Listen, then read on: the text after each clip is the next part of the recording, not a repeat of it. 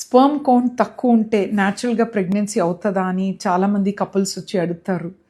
So sperm count తక్కువ first of all ఎందుకు అవుతుంది అది మనం గమనించాలి. ఎన్నో రీజన్స్ ఉంటాయి. ఒబేసిటీ ఉండొచ్చు, హ్యాబిట్స్ ఉండొచ్చు, రీజన్స్ ఉంటాయి. But end of the day మెడిసిన్స్తో ఎలాగ ఇంప్రూవ్ చేసుకోవచ్చా అనేది ఫస్ట్ క్వశ్చన్. సో దాంట్లో నానా రకాల ప్రాబ్లమ్స్ మనం చూస్తాం. సో స్పర్మ్ టెస్ట్ చేస్తే కౌంట్ తక్కువ ఉన్నప్పుడు again will repeat the sperm analysis.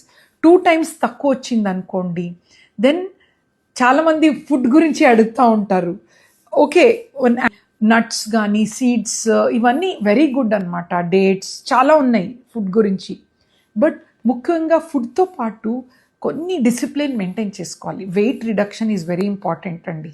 ఎంతో ఏదేదో తింటా ఉంటే బాడీలో వెయిట్ అనేది ఫ్యాట్ ఎక్కువగా ఉండి టెస్టోస్టెరాన్ హార్మోన్స్ తగ్గి ఛాన్సెస్ ఉంటాయి.